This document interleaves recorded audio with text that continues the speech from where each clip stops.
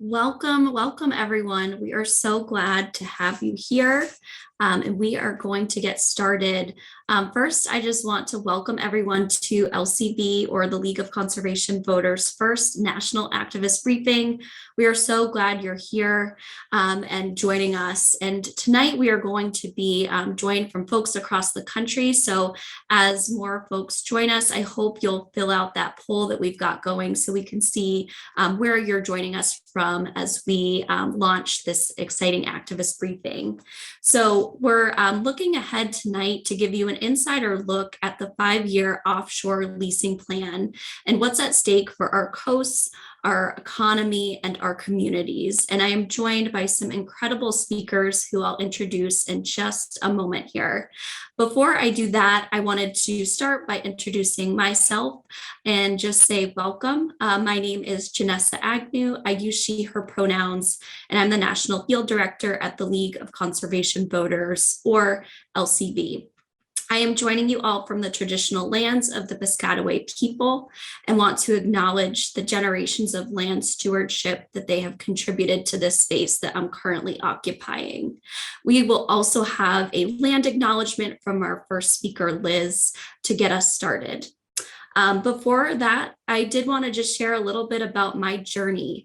So I started as a volunteer with LCV many years ago, and I spent a lot of my weekends hosting beach cleanups and phone banking. I'm really rallying my friends and my community to fight back against fossil fuel extraction, one of the main reasons that we are all here together. And we know that fossil fuel extraction impacts low-income communities and communities of color the most.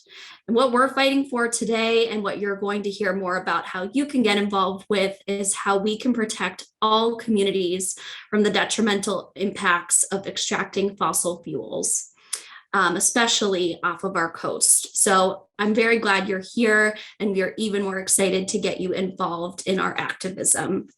As we get our briefing underway, I am just going to go over a few guidelines for folks so that we can be in community with one another. So just some guidelines. As I mentioned, there are a lot of us on this call, so please do be respectful to one another as well as all of our speakers tonight. We are here and have folks who are ready if you have any questions throughout the program, so you can feel free to use the Q&A question and answer feature that's located on the bottom right-hand side of your screen.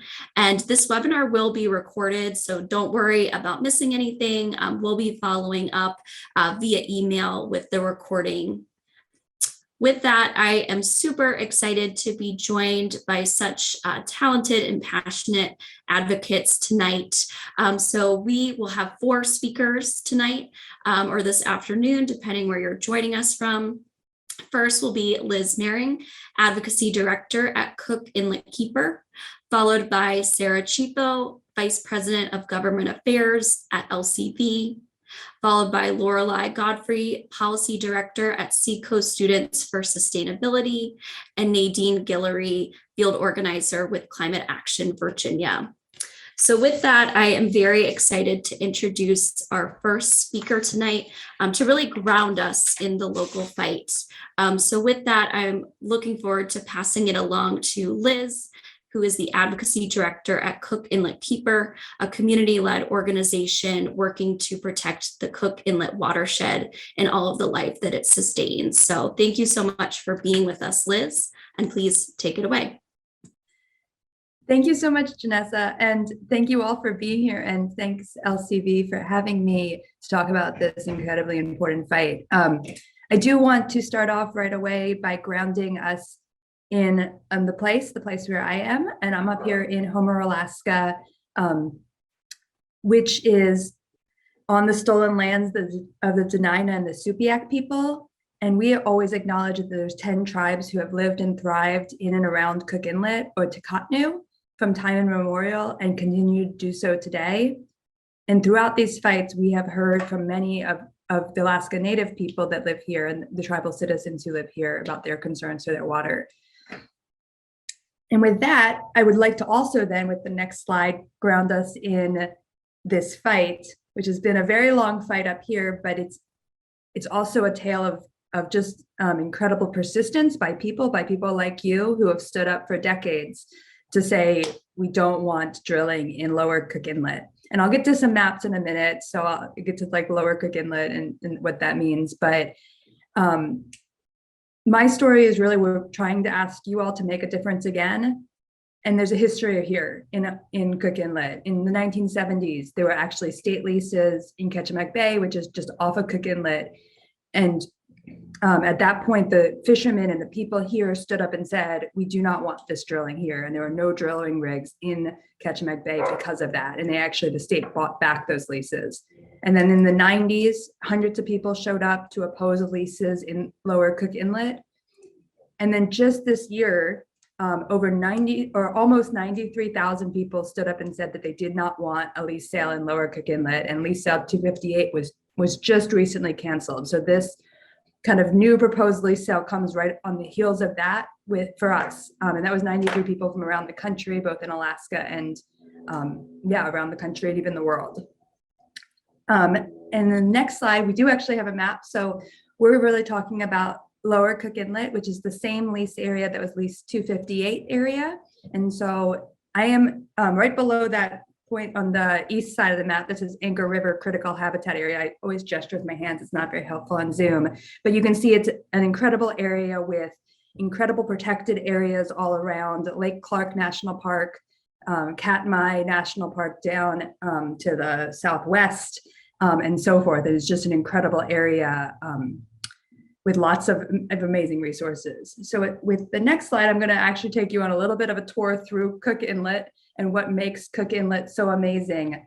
And one of the first things that you may or may not think of when you think of Cook Inlet, but it's bears. So we have incredibly healthy, vibrant brown bear communities. Actually, people come from all over the world and spend $34 million a year in annual sales just to go bear viewing. It is a once in a lifetime experience. If you haven't done it, I recommend saving up and coming up and doing it, because it's absolutely incredible. So this is not only an incredible place for our bears, but it's also incredibly important for our economy. This is something, if you're not nerding out on Cook Inlet, Fat Bear Week takes place every year in the fall. We hear about this. These bears gain a third of their body weight eating 90 pounds of food a day.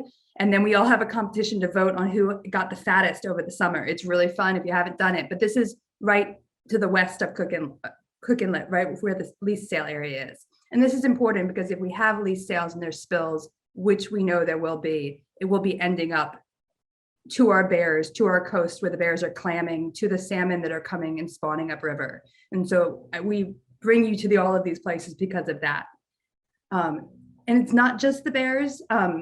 We also, if you go to the next slide, we have, again, I talked about the 10 tribes in the area. And so these are 10 federally recognized Alaska Native tribes. These are sovereign nations that are in the area around Cook Inlet. And you have the picture of the different land maps with the different people groups. And then down to the south of Cook Inlet is Kodiak Island, which you might have heard of from, I think, some reality television shows, but it has another 10 federally recognized tribal nations on it. And that is, again, really important to a lot of people here because it's in the spill pattern. So when there's a spill in Cook Inlet, that oil comes right down to Kodiak, where people are fishing and trying to fill their freezers for the winter.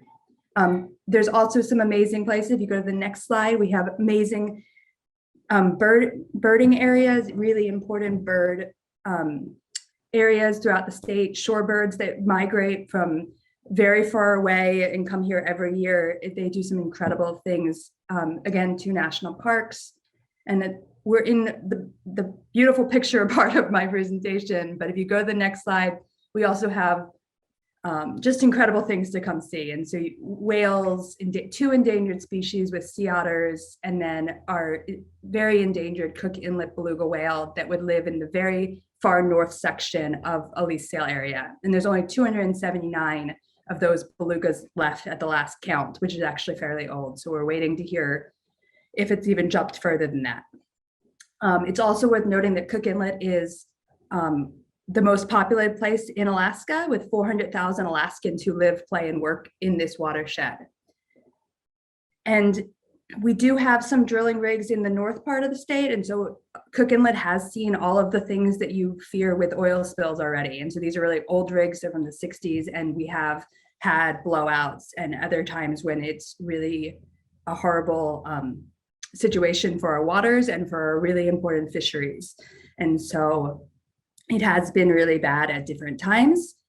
It also is the same waters where the Exxon Valdez went down. That was 33 years ago this year. So people still remember that. So the actual place where the Exxon Valdez spilled is outside of Cook Inlet, but that spill pattern just traveled right through into Cook Inlet down to Kodiak, even though the government and all the officials were saying it would never reach those waters. And we just learned, unfortunately, the hard way, how quickly that oil moves and how hard it is to contain once there's a spill. And this is really scary for a lot of people on the ground because the EIS for lease sale 258 estimated a 1 in 5 chance of one or more large oil spills if they were to do these lease sales. And so this is much too a higher risk for a lot of people who, again, rely on these waters. And then the final point that I want to make is just about climate change. And I assume you're on this call and you have heard a lot about climate change. And I won't go into the details, but for us in Alaska, Alaska's warming at a much faster rate than a lot of the country, especially northern Alaska, in the Arctic region. And there are villages for Alaska Native tribes that are already having to be relocated because of warming temperatures and changing conditions. And if you go down to Cook Inlet, we see it in our fisheries already. So in 2019, one of our incredibly important commercial fisheries for Pacific cod was completely closed because of climate change after a warm temperature event happened. And these events are only getting worse. So the idea that we would lock into another 40 years of oil and gas development in an area where we don't have any currently is just horrifying. So we are definitely working on the ground here and counting on support from around the country to stand up and tell President Biden this is not the future that we want on the ground, and not the future that a lot of Americans want. And with that, I will hand it back. Thank you all again. I hope you will take action, share with friends, and no new leases. Great. Thank you so much, Liz, for really grounding us in what this means for the people who are living in Cook Inlet and also all of the different ecology. So we really appreciate you taking time to be with us. And obviously this is so important that there are no new lease sales. And if you do have questions specifically for Liz, I would encourage you to drop those in the Q&A. At this time, I am about to introduce a colleague that I have the pleasure of working with very closely. So I hope everyone will join me in welcoming Sarah Chifo, who serves as LCV's Vice President of Government Affairs and has been doing this work within LCV to advance LCV's federal and administrative goals for the last 13 years with a focus on climate change and energy. In addition to all of that, Sarah also serves as LCV's senior representative at the Climate Action Campaign, the Blue Green Alliance, as well as the Equitable and Just National Climate Forum. So with that, Sarah, I am very excited to turn it over to you, and we will have some questions for Sarah after we wrap. So encourage you to use the Q&A feature. Thanks, Sarah. Take it away. Thank you so much, Janessa, and thank you, Liz, for that incredibly powerful grounding in what's at stake here and all that you're fighting for. Thank you for your leadership and your advocacy. I want to say thank you for joining us at this critical moment for action. The deadly and record-breaking heat blanketing much of the United States and the world, the 1,000-year mega drought and wildfires in the West are just the latest painful reminders that the climate crisis is not in the future, but is here and now, and we must act. As Janessa said, my name is Sarah Chifo. I use she, her pronouns, and I am LCV's Vice President of Government Affairs, where I help lead our federal climate advocacy work. Now, I've been lucky to be part of the team here at LCV for more than 13 years, and I'm driven by my passion for climate justice and my firm belief that robust civic engagement is critical to holding those in power accountable and to preserving a functioning democracy. No matter how difficult things get here in DC, I'm inspired by my 2 young daughters who keep me laughing and motivated to fight every day for a better future. Offshore drilling, the topic today that we're digging in on, is really personal for me. I grew up in Southern California, and some of my earliest memories are of going to the beach and having to clean tar off of our feet and having to discuss the impact of the massive 1969 oil spill off the coast of Santa Barbara.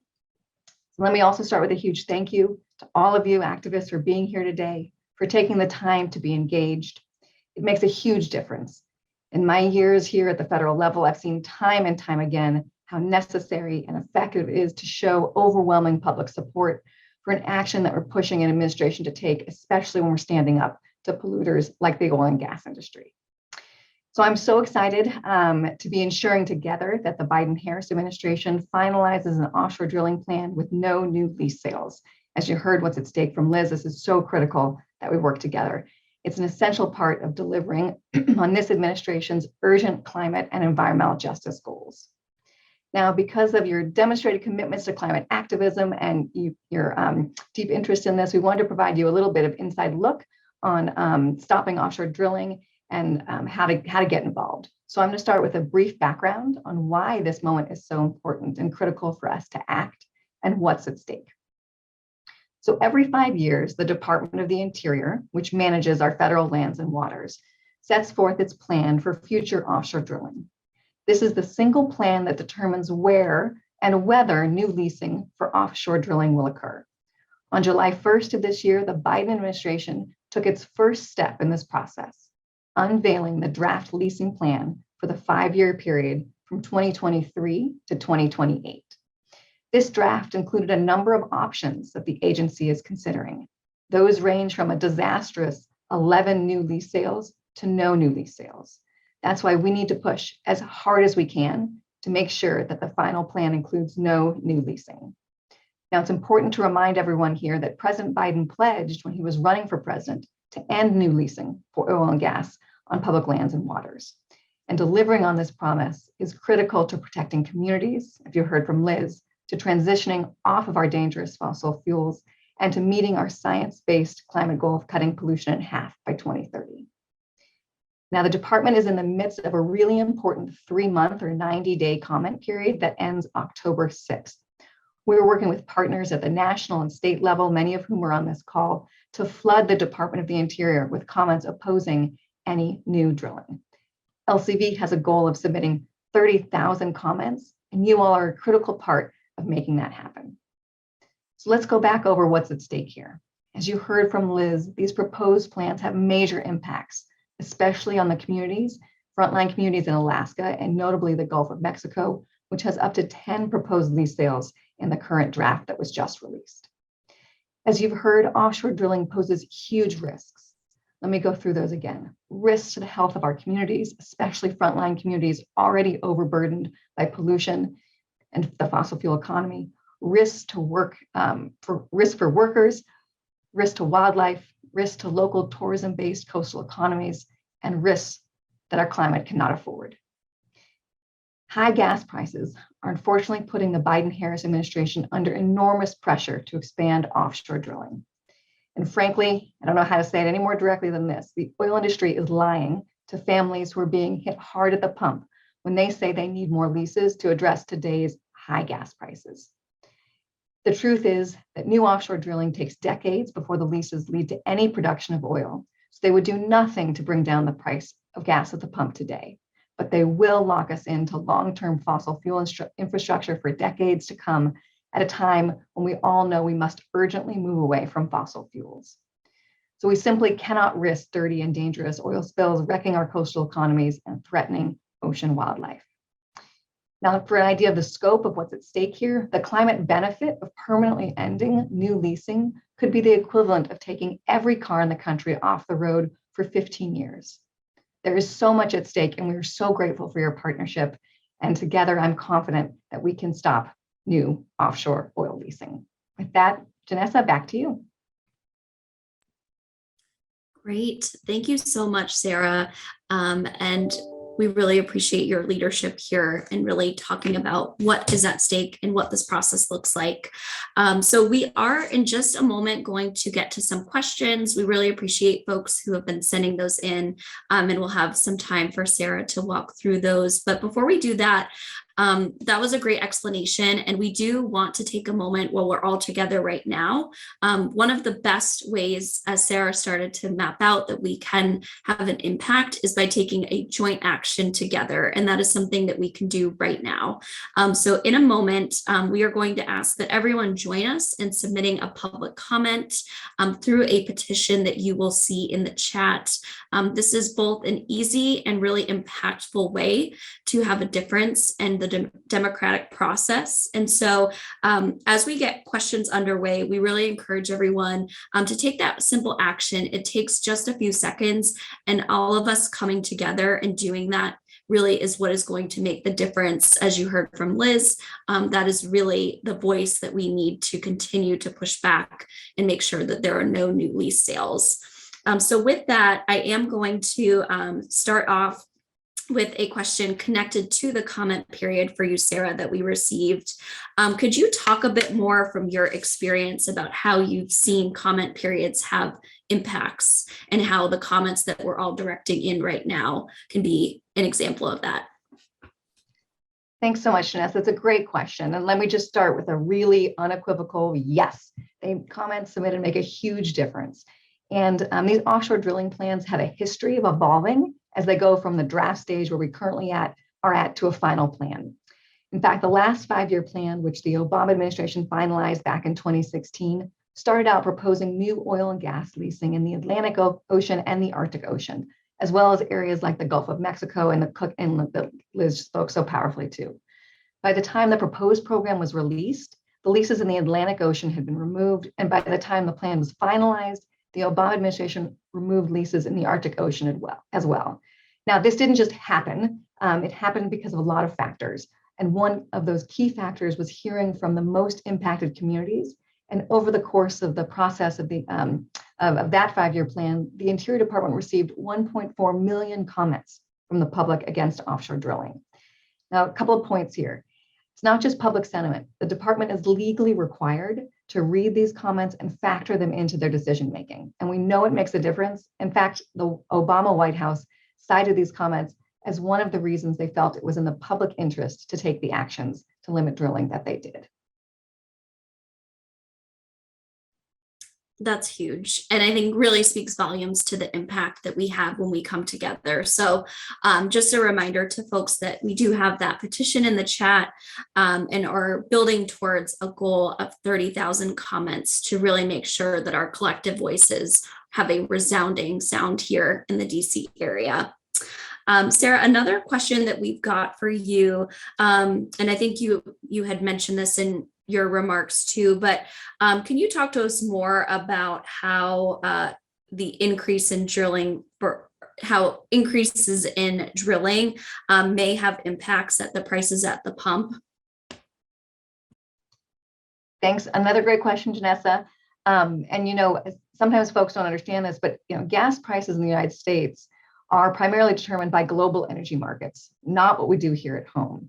And I walked through in my opening comments just how disingenuous the lies that the oil and gas industry are spewing. But just to cut straight to the chase, this means that no matter how much we drill here in the United States, that product is sold on a global market, which means the price is set on a global market. And that leaves United States consumers, families like mine and yours, subject to the whims of dangerous petro dictators like Vladimir Putin, who are really weaponizing fossil fuels, as we're seeing to tragic extent in Ukraine.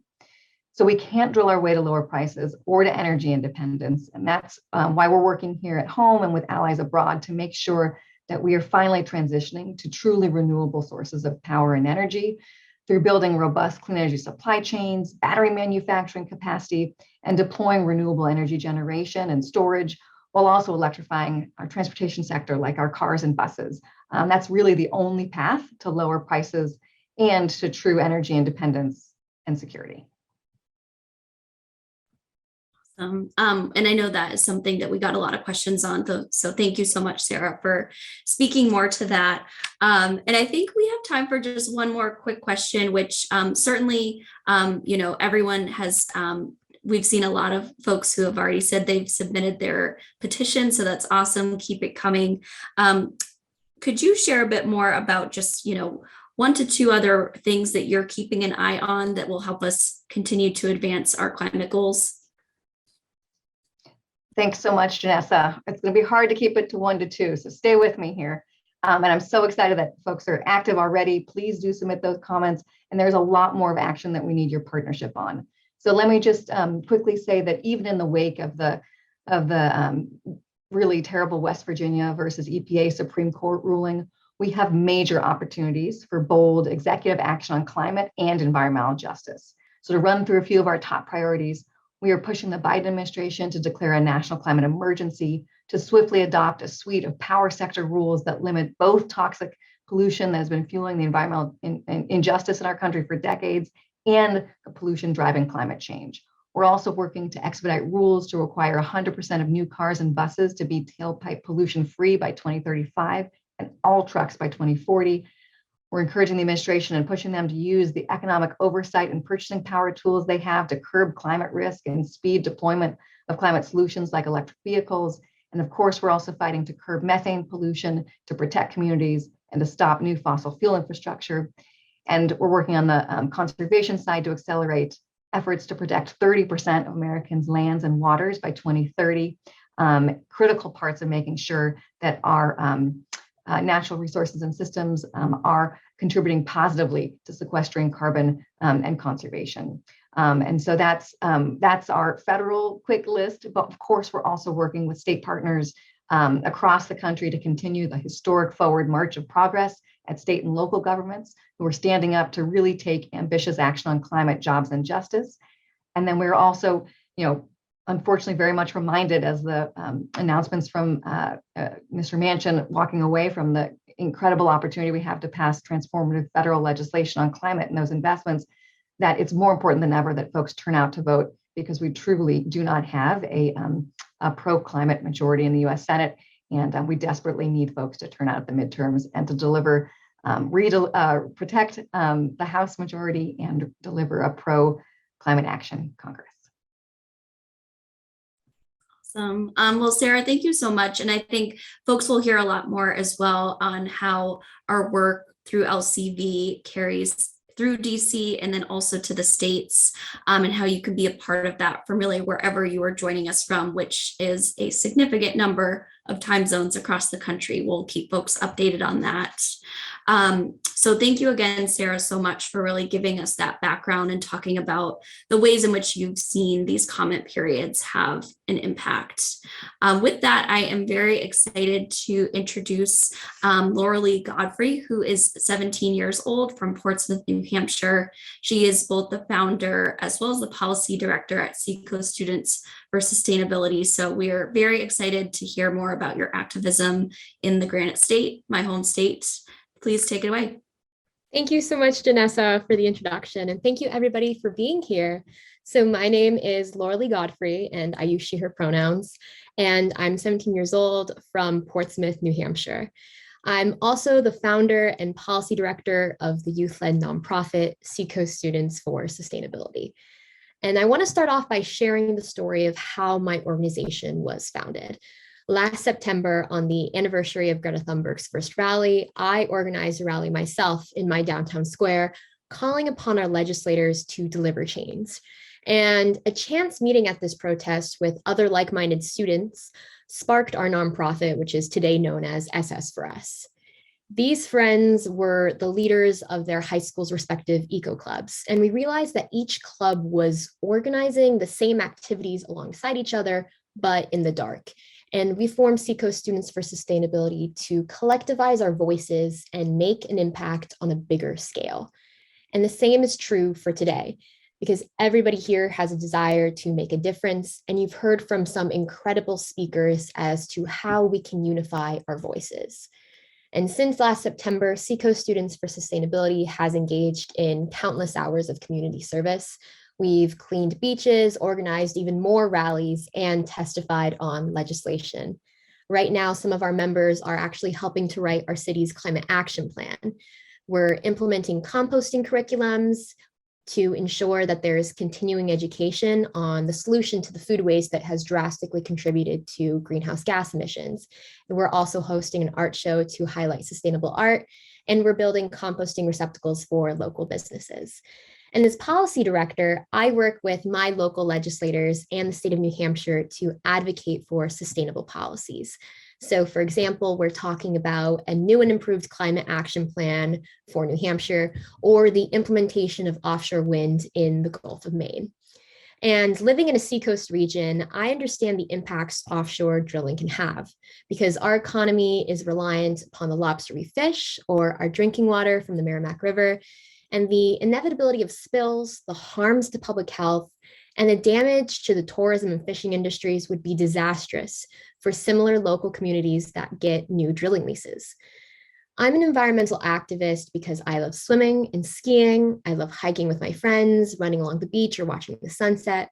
And I want to make sure that I can have those experiences again and preserve them for my younger siblings.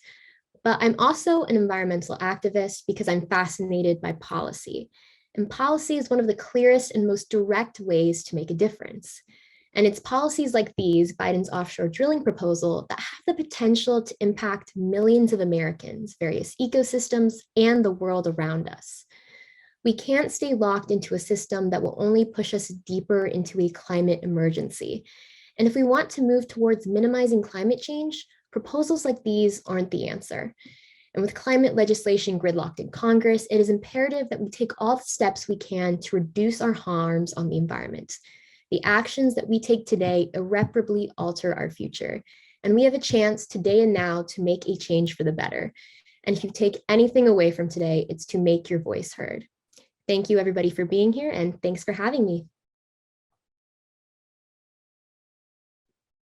Amazing. Lauralee, thank you so much. It is incredible to hear about the leadership that you are driving in New Hampshire and just the impacts that that is having in really keeping this conversation going and building up activists there. So with that, I am really excited to introduce here our final speaker, Nadine Guillory. So Nadine Guillory is joining us from Virginia Beach, Virginia. She is a lifelong advocate for her community and the environment. And as an organizer with Climate Action Virginia, really spends day in and day out empowering community members in our efforts to advance state, local, and federal policy and initiatives around climate and environmental justice. So I am very excited to turn it over to Nadine. As we've mentioned, we need more folks in this fight to really make sure that there are no new lease sales. And so Nadine, looking forward to hearing about your activism journey and also how folks can get involved. So thank you so much. Thank you for having me. Yes, again, hi, I am Nadine Guillory. I'm a permanent resident of Virginia Beach, and I can tell you I watched how close offshore drilling came to a reality. But I can tell you that it just wouldn't have happened here.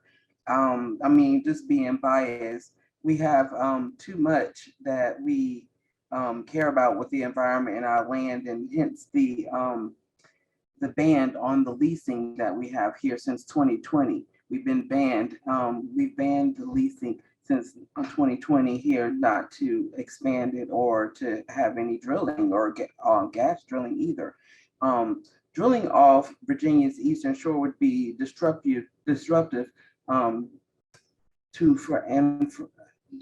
to the fragile natural ecosystem, threaten our naval ports and operations, stymie the work of NASA on Wallops Island, and cause outdoor recreation and aquaculture to suffer. And we all like that here and would not want that to happen. It doesn't happen.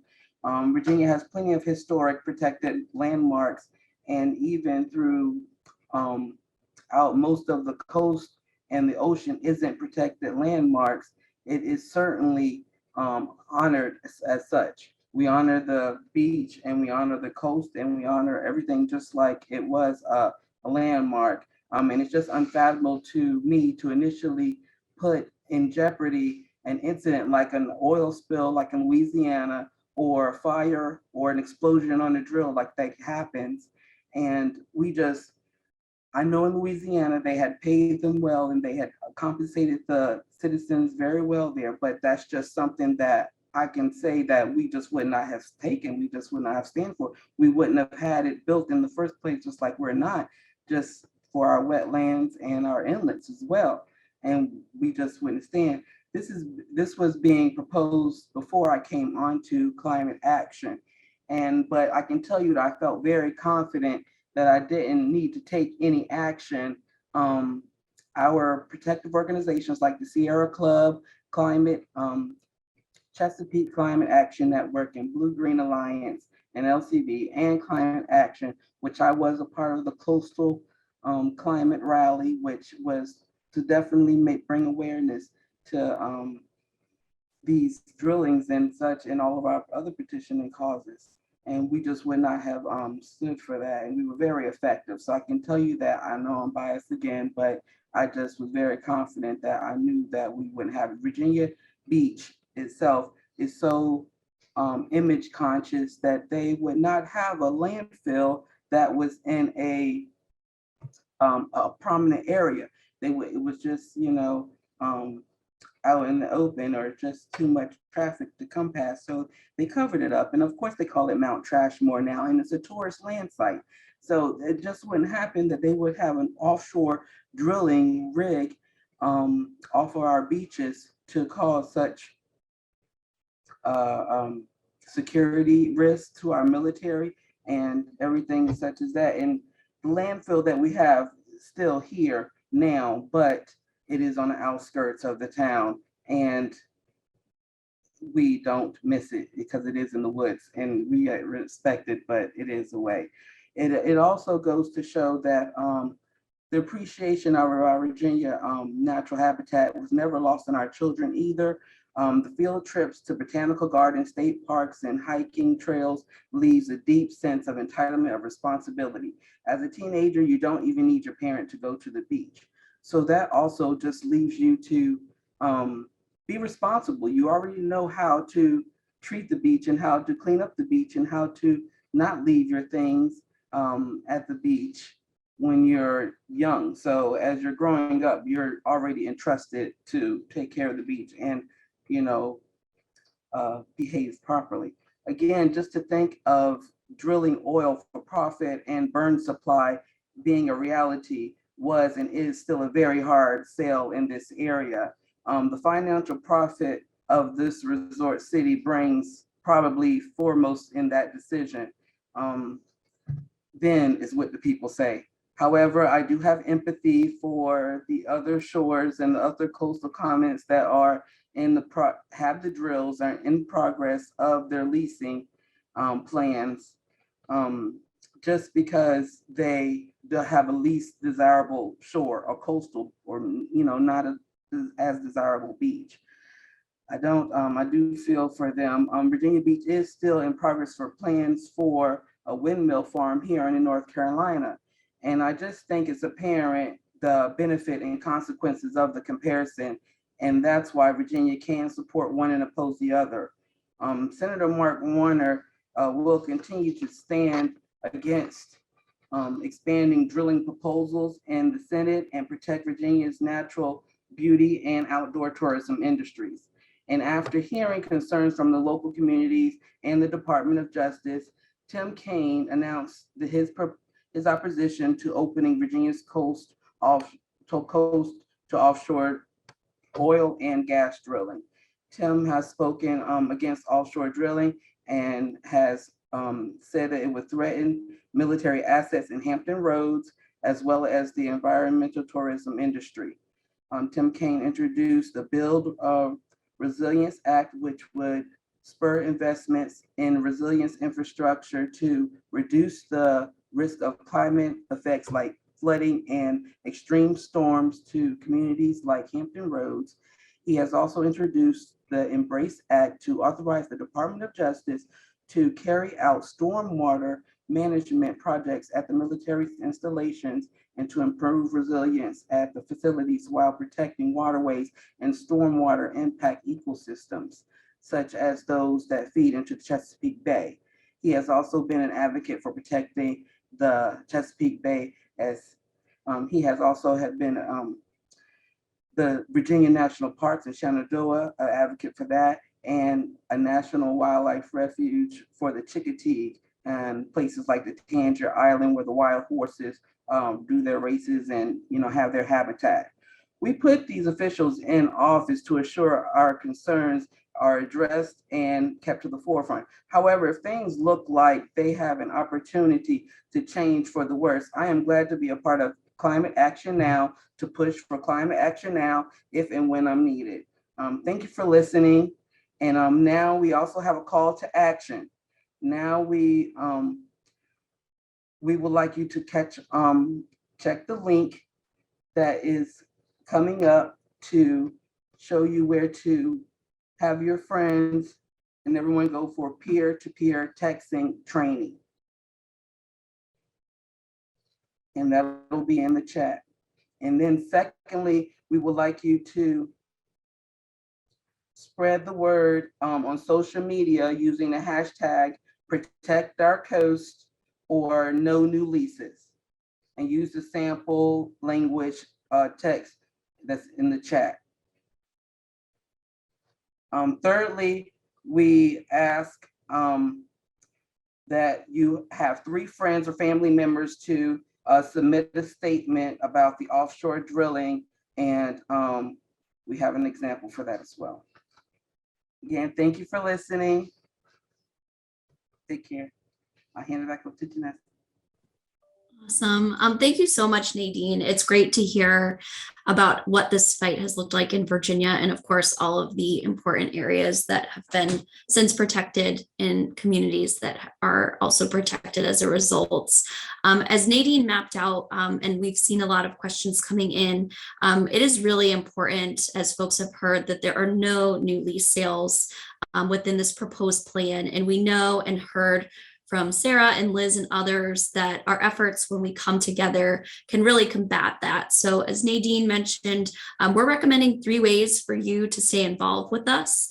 And those are all in the chat. So first, one of the best ways is to get more people involved. So we would encourage you to sign up to join us for a future training and a text bank. We'll walk you through all of the training and really make sure that we're bringing more people and also educating them about what is happening within this comment period. Also, we are hoping that folks can do one of 2 other things. One is to spread the word on social media, and we've shared some hashtags and posts that will make that really seamless for you. And that's something you can do right now. The last thing is to text 3 friends. That is ensuring that people know this is happening and know the ways they can get involved. So we invite you to take 1 or all 3 of those actions. And we do have a poll going on just to see how folks are planning to activate following all of this important and really critical information that we've heard from our speakers. So we're hoping that we'll see 100% participation from folks. And again, 3 ways you can get involved: signing up and joining us for a text bank, texting 3 friends, and then sharing on social media. And we hope that before we wrap, you will commit to taking one of those actions with us. And we really thank everyone so much for being with us. And a special thanks to all of our speakers who have really grounded this in the local fights that have happened and continue to happen as we hopefully see no new lease sales in the new proposed plan. So thank you all so much. We are looking forward to staying involved with each of you and look forward to seeing you on an upcoming training. So hope everyone has a great rest of their day, and we'll follow up with the recording soon. So thank you so much.